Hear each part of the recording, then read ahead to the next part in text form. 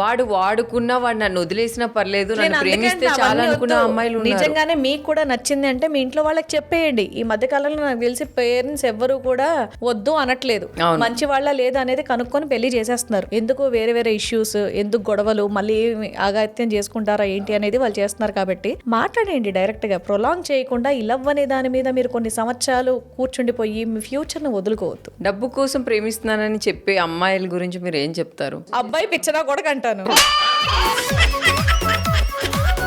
అంతే కదా. ఆడి తెలుసుకోవాలి, ఆ అమ్మాయి డబ్బుల కోసం ప్రేమిస్తున్నా ఆమెను వదిలేయాలి. అలానే ఈ మధ్యకాలంలో చూసావు శ్రీవాణి, డ్రమ్ములని, కుక్కర్లని ఇలాంటివన్నీ చూస్తూ ఉన్నావా? 2-3 చంపారని మిగతా వాళ్ళు ఎంతమంది లేడీస్ భర్తల్ని పూజిస్తున్నారు, దాని గురించి మాట్లాడుకుందాం మనం. అంటే అలా ఉన్నారు, ఇలా ఉన్నారు కదా, మనం ఏం చేయలేం. కాబట్టి కొంచెం ఆలోచించండి. అది కాకపోతే మన జీవితం ఇంకా చాలా ఉంది. ఆ మర్డర్లు, ఆ హింసించడాలు, అదంతా మనకు అనవసరం. ఆ వైలెన్స్ అనేది వద్దు. బ్యూటిఫుల్ లైఫ్, హ్యాపీగా. ఇది కాకపోతే ఇంకో పని చేసుకుందాం, ఇంకో పేరు తెచ్చుకుందాం. పోనీ ఏరియాలో మేము బ్యాడ్ అయిపోయాం, మమ్మల్ని చెత్తగా చూస్తున్నారు, చుట్టూరా వాళ్ళు మమ్మల్ని ఎలాగో చూస్తున్నారంటే ప్లీజ్ ఆ ఏరియా మారి ఇంకో ప్లేస్కి వెళ్ళిపోండి. అలాంటి అగాత్యాలు జరగవు అని నా ఉద్దేశం. కర్మ ఉందని నువ్వు నమ్ముతావా శ్రీవాణి? డెఫినెట్ గా నమ్ముతాను. ఎప్పుడైనా ఫేస్ చేసావా, లేకపోతే ఎప్పుడైనా నిన్ను ఎవరైనా అన్నప్పుడు కానీ నీడికి తగిలిద్దిలే నా కర్మ అని అలాంటి ఎవరిని శపించనండి. ఆగే నా కారు గుద్దినోడు కూడా ఆడెవడో కూడా నేను ఇప్పటివరకు కనుక్కోలేదు. నమ్ముతారా? కనుక్కోలేదు. ఆడు కావాలని గుద్దాడు కదా, వాడికి ఏమన్నా నా మీద కక్ష కాదు కదా. అది అయ్యింది ఆ టైంలో, అంతే. నాకు ఎవరు గుద్దారు, ఎలా గుద్దారు అనేది కూడా నాకు తెలియదు, వాళ్ళ పేరు కూడా నాకు తెలియదు. మేబీ మా వాళ్ళ అలా కనుక్కున్నారేమో, నేను అడగల. కర్మ ఉందని మీరు ఎలా నమ్ముతారు? అంటే బేసిక్ గా ఉంది కాబట్టి నాకు ఇవన్నీ అయ్యాయి, ఉంది కాబట్టి ఇక్కడ నేను వర్ష దగ్గర ముందు కూర్చొని ఇంటర్వ్యూ ఇస్తున్నాను. ఏదో ఒకటి అంటే ఇది కర్మ అని నేను అనట్లేదు. అంటే అది మంచి కర్మ అవ్వచ్చు, కర్మ అవ్వచ్చు, అదే అంటున్నా. మీరు ఏ దేవుడిని బాగా నమ్ముతారు? నేను వినాయకుడు నాకు చాలా ఇష్టం. వినాయకుడు. అమ్మవారు? ఏ అమ్మవారు? రాజరాజేశ్వరి. ఓ, అందుకేనా రాజనందిని?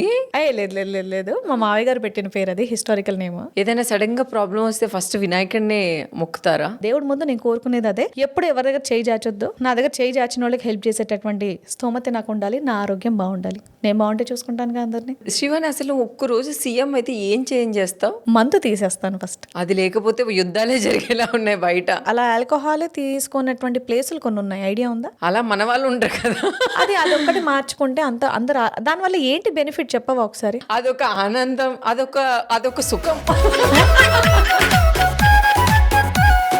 చాలా మంది ఆ మందు వల్ల చాలా ఫ్యామిలీస్ డిస్టర్బ్ అవుతున్నాయి అనేది నేను చాలా చూశాను, విన్నాను. కాబట్టి ఆ మందు అనేది లేకపోతే ఫ్యామిలీస్ అందరూ హ్యాపీగా ఉంటారు కదా. పేరెంట్స్ అనే వాళ్ళు ఎవరైతే ఉన్నారో పిల్లలతో టైం స్పెండ్ చేయడం, భార్యతో కూర్చొని మాట్లాడడం, ఫ్రెండ్స్ సర్కిల్ కొంచెం తగ్గడం, ఫ్రెండ్స్ తో కూడా మాట్లాడాలి కాదన్ను, కానీ ఈ ఫ్యామిలీ టైమింగ్ అనేది ఎక్కువ ఉంటది కదా అని నా ఉద్దేశం. ఆ మందు లేకపోతే కొంచెం ఇలాంటివన్నీ ఫైనాన్షియల్ గా ప్రాబ్లం ఉండదు, అందరు ఈక్వల్ గా ఖర్చు పెట్టుకుంటారు. ఒకటి వండుకున్నారంటే ఒకటే తినేడుగా అందరు తింటారు, మందంటే ఒకటే తాగుతాడు. ఇప్పుడున్న జనరేషన్ అమ్మాయిలు స్మోకింగ్ చేయడం, డ్రింకింగ్ చేయడం ఇవన్నీ చేస్తుంటారు కదా.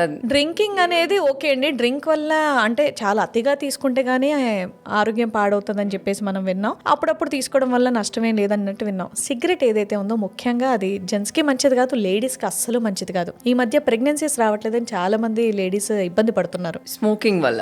నార్మల్ గా ప్రెగ్నెన్సీ రావట్లేదు, సో దానికి అలవాట్లే ఇవన్నీ అని నేను అనుకుంటున్నాను. సిగరెట్ కానివ్వండి, ఎందుకంటే జెంట్స్ కు ఉండేటటువంటి సిస్టమ్ వేరు, లేడీస్ కు ఉండేటటువంటి సిస్టమ్ వేరు. సో ఈ సిగరెట్స్ వాటి వల్ల వాళ్ళకి ప్రెగ్నెన్సీలు, ఈ మందుల గురించి వాళ్ళ ప్రెగ్నెన్సీలు ఇవన్నీ దానివల్లే ప్రాబ్లం అవుతుందని నాకు అనిపిస్తోంది. సో దానికోసం అందుకే అప్పట్లో కూడా చూస్తే కనుక జెంట్సే తాగేవాళ్ళు పాతకాలంలో, లేడీస్ కి అలా ఉండేది కాదు. ఈ మధ్య లేడీస్ కూడా మేమేంటి తక్కువ అని చెప్పేసి అన్నిటికి ముందడుగేస్తున్నారు అన్నాను కదా.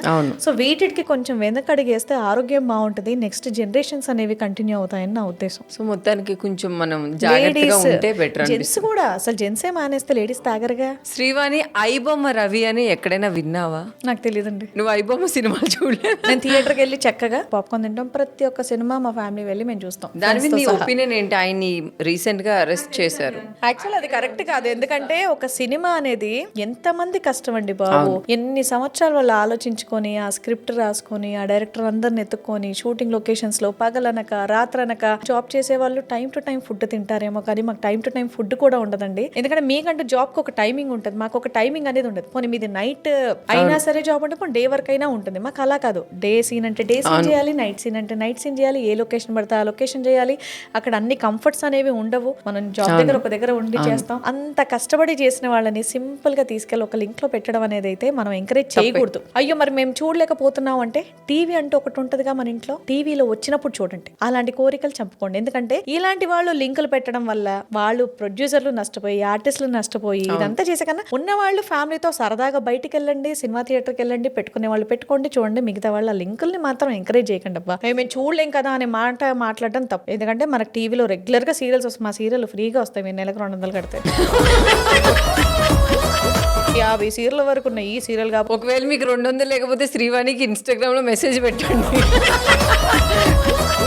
200 పంపిస్తుంది, రీఛార్జ్ చేసుకొని టీవీ చూడండి. అమ్మా 200 అంటే మనకున్న జనాభాకి అందరు పంపించారనుకో, ఏం చేద్దాం? వర్షక్కకి బోల్డ్ ఉన్నాయి, ఆ నగలన్నీ గోల్డే. ఇది గోల్డ్ కాదురా. కాబట్టి అలాంటి స్టేట్మెంట్లు నేనేం పాస్ చేయట్లేదు. కానీ ఇంట్లో టీవీ ఉంది కదా, కొన్ని 2-3 నెలలు అయితే వచ్చేస్తుంది. ఆలోపు వేరే సినిమాలో లేదంటే బోల్డ్ అని షోస్ మన ఛానల్స్ వాళ్ళు వేస్తున్నారు.